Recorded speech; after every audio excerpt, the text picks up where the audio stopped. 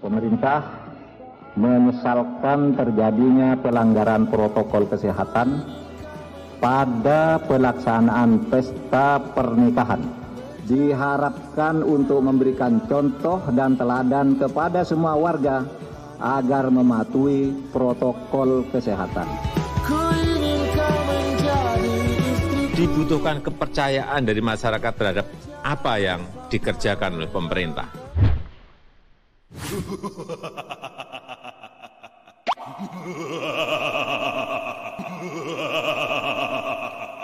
Mendisiplinkan masyarakat terhadap protokol kesehatan adalah keharusan.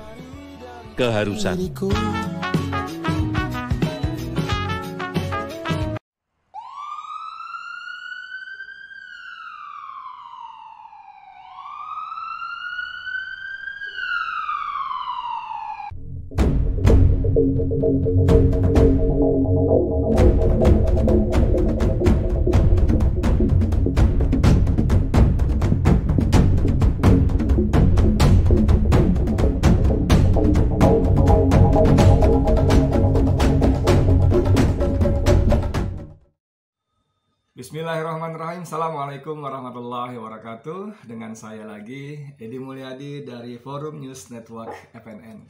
Saudara, ini saya ngomong telat banget deh.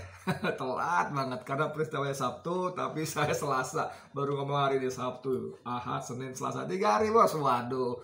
Untuk sebuah berita 3 hari itu udah kelewat basi banget ya. Apalagi sudah banyak banget yang kasih komentar macam-macam ya. Dan pada intinya memang isinya apa ya? Coba isinya apa?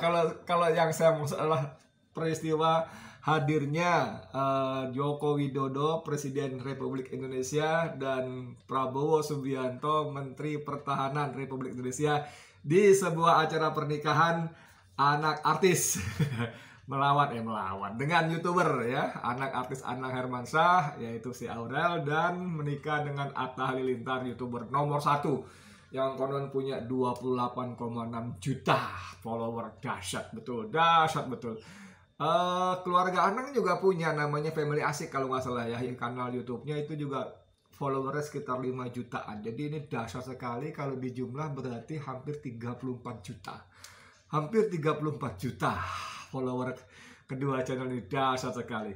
Saya nggak tahu, mohon maaf ya karena ini memang sudah basi banget. Tapi menurut saya ini menjadi terus menarik dan akan tetap menarik ketika kita mencoba mengaitkannya dengan apa yang disebut dengan keadilan ya.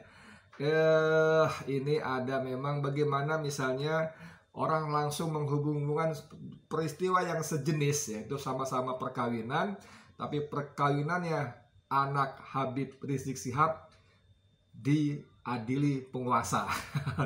di apa pokoknya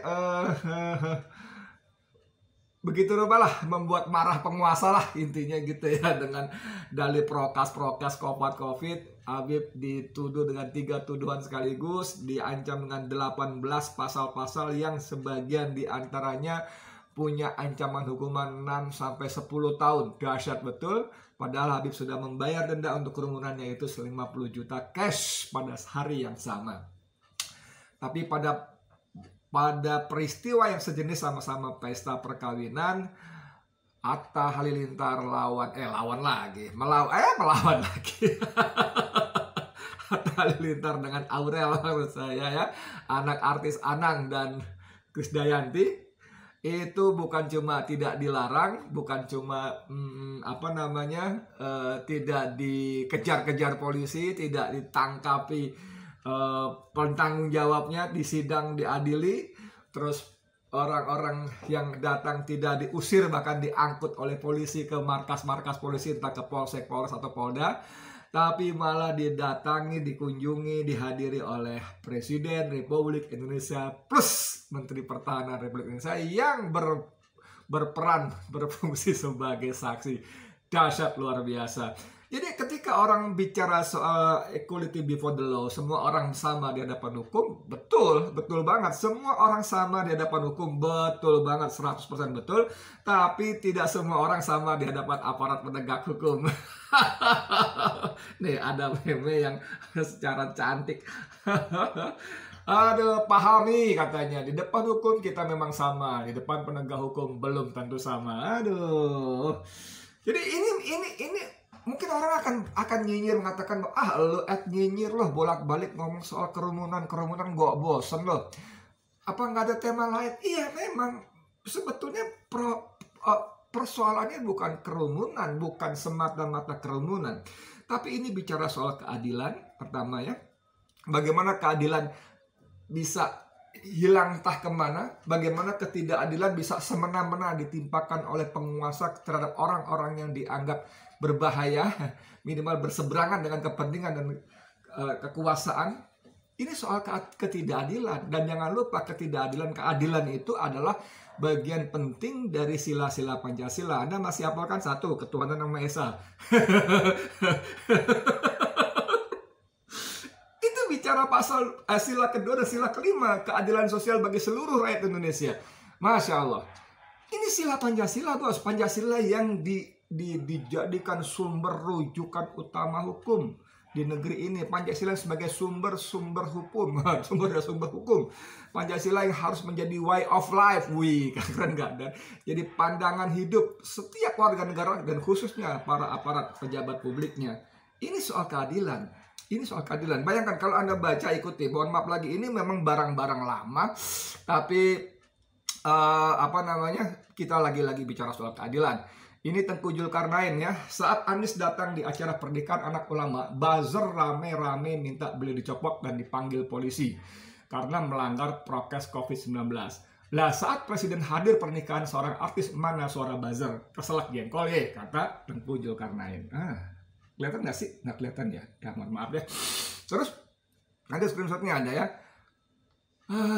Ini juga banyak sekali bagaimana seorang Dr. Eva Caniago, ketika virus corona bisa membedakan perkawinan putri ulama, pejuang, dan putri artis. Satunya dikejar sampai mati bak teroris, satunya dihadiri dan mendapat restu paduka. Di situ saya sebagai dokter jadi bingung. Andai saya bisa interogasi itu virus corona, kenapa dia sampai terpapar politik? Ini postingan Dr. Eva Caniago ini juga menjadi sangat viral dan banyak dikomentari oleh netizen, bahkan beberapa YouTuber menjadikan ini sebagai salah satu bahan konten YouTube-nya. Terlalu banyak ya, misalnya ada judul-judul, netizen permasalahkan kerumunan. Netizen permasalahkan kerumunan di pernikahan Aurel Hatta yang dihadiri Jokowi, ya kan tuh. Netizen permasalahkan, kelihatan nggak sih? Nggak kelihatan ya? Waduh, nggak kelihatan ya. Oh gini. Kalau gini ya ada ya. Netizen permasalahkan kerumunan di pernikahan Aurel Hatta yang dihadiri oleh Jokowi. Jadi betapa banyak orang mempersoalkan soal ketidakadilan ini. Ada lagi Jokowi Prabowo jadi saksi nikahan. Netizen detik 2, mudah-mudahan nggak kena denda kayak anaknya HRS tuh. Banyak sekali bos, Masya Allah. Ini bagaimana kita menjelaskan kepada akal waras publik terhadap hal-hal seperti ini. Video polisi bentak-bentak warga hajatan diungkit. Apa Anang dimarahi begini juga? Ada nih, tuh banyak ya. Banyak. Lalu ada lagi banyak sekali. Lagi musim kondangan ini ada video 59 detik. Ya udahlah nantilah ya. Nanti banyak lagi ceritanya. Tapi sekali lagi saudara sekalian, ini bicara soal keadilan. Soal keadilan bagaimana pemerintah. Nah ini dia. Pertama soal keadilan. Lagi kemudian soal prioritas. Bagaimana seorang presiden mau meluangkan waktunya datang menghadiri pernikahan artis terkenal dengan YouTuber terkenal juga yang punya 28,6 juta follower. Bahkan Menteri Pertahanan pun hadir juga sebagai saksi. Ini dahsyat sekali. Jangan lupa, walaupun Presiden tidak hadir dengan mobil RI1 ya, Saya nggak tahu apakah Prabowo datang dengan mobil dinas menterinya. Tapi yang pasti kedua manusia ini tidak bisa lepas bahwa dia adalah pejabat publik. Yang satu menteri, yang satu presiden. Nggak bisa mengatakan, oh nggak bisa Jokowi hadir bukan sebagai presiden. Whatever, nggak bisa lah. Tetap ada protokol yang harus dipenuhi oleh presiden. Ada pas pampres, ada pengawal, ada patroli, segala macam. Itu yang dikawal itu bukan Jokowi tukang tambal ban pasti. Yang hadir di situ pasti bukan Jokowi tukang becak, bukan. Itu Jokowi RI 1, Presiden Republik Indonesia. Dasar sekali saudara. Dan menjadi sangat tragis dan ironis karena kemudian orang mengatakan negara hadir untuk sebuah acara yang tidak penting. Ya, tentu saja perkawinan penting bagi yang bersangkutan. Perkawinan penting bagi keluarganya. Tapi buat rakyat Indonesia apa pentingnya perkawinan seperti itu? Emangnya dengan perkawinan seperti itu kemudian harga beras menjadi turun, harga BBM menjadi turun, lalu lapangan kerja terbuka untuk masyarakat, untuk rakyat Indonesia yang sekarang banyak direbut oleh TKA dari Cina? Kan enggak. Emangnya berpengaruh? Dan ternyata lagi ada juga cuitan di sini disebutkan bahwa itu kan acara komersial, bos. Acara komersial, bos. RCTI membayar royalti untuk hak siarnya, wah berapa miliar tahu.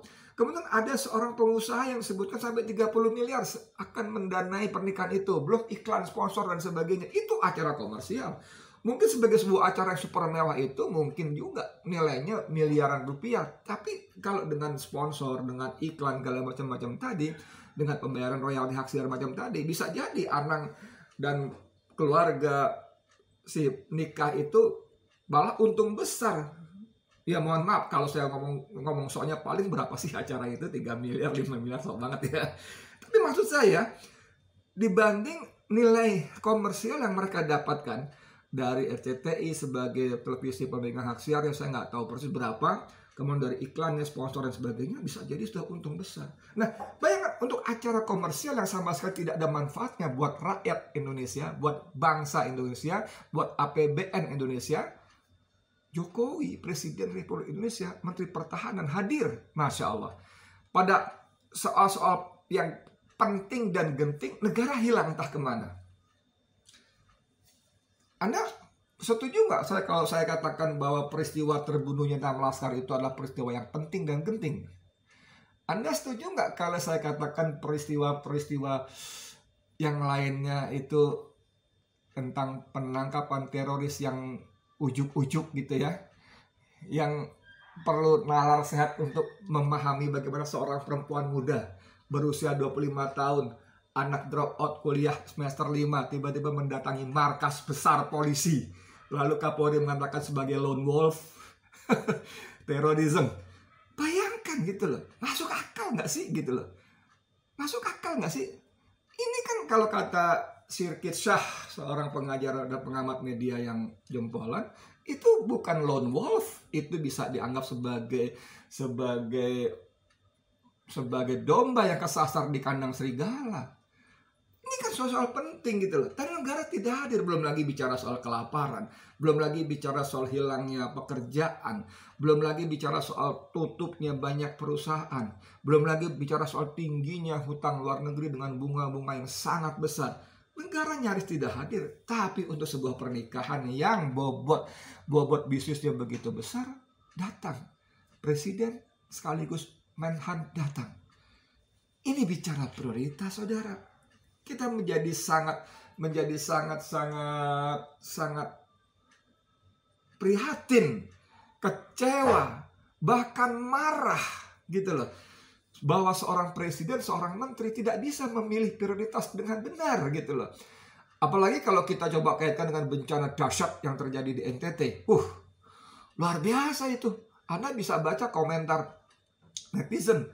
Bagaimana negara bisa hadir dengan tergopoh-gopoh gitu ya. Cepat, sigap untuk sebuah acara yang nggak ngerti saya. Sisi urgennya di mana gitu, nggak ngerti. Penting dan mendesaknya di mana, nggak ngerti.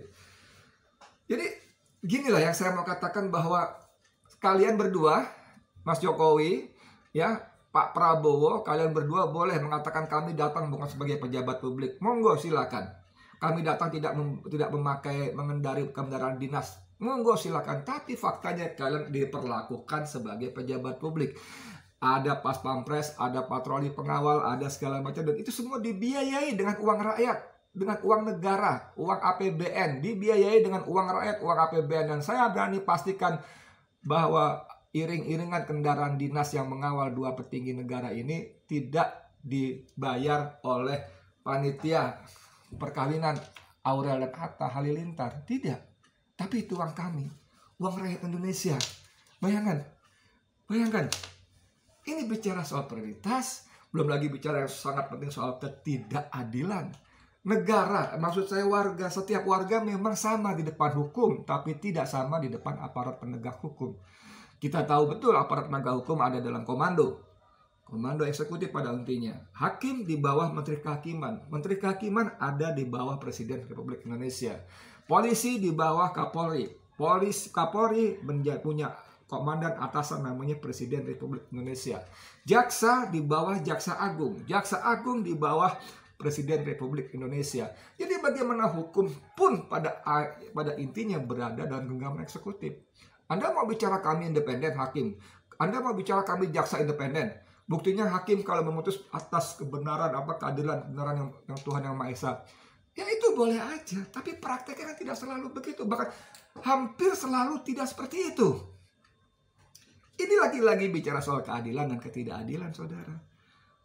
Pancasila sudah kemana tahu keadilan bagi seluruh rakyat Indonesia. Dalam mukadimah konstitusi kita ada disebutkan bahwa negara melindungi segenap tumpah darah Indonesia. Itu kalimat-kalimat indah yang dahsyat sekali, yang sayang sekali. Akhir-akhir ini paling tidak dalam 6 tahun terakhir ini penerapannya jauh dari yang seharusnya. Jauh dari yang diharapkan. Dan ini semua terjadi di rejim Joko Widodo. Mas Jokowi, saya benar-benar minta dengan sangat, Anda sebagai kepala negara, please, bertindaklah Anda sebagai kepala negara, sebagai Presiden Republik Indonesia yang kami banggakan, negara yang kami cintai. Atur prioritas untuk kegiatan setiap detik, setiap menit, setiap jam Anda sebagai Presiden Republik Indonesia. Karena apapun yang melekat pada Anda, pada sampean, termasuk pada Pak Prabowo sebagai menteri, apapun yang melekat pada sampean berdua, pada hakikatnya itu adalah dibiayai oleh rakyat Indonesia dan diberi oleh rakyat Indonesia. Jabatan, pangkat, wewenang, kekuasaan itu diberi oleh rakyat Indonesia. Jadi gunakan itu semua untuk kepentingan rakyat Indonesia. Ya, rakyat Indonesia. Jangan untuk hal-hal yang mohon maaf ya, itu sangat tidak prioritas di tengah situasi yang seperti ini. Ya, dari gitu saja dari saya. Terima kasih banyak. Semoga bermanfaat. Edi Mulyadi dari Forum News Network. Assalamualaikum warahmatullahi wabarakatuh.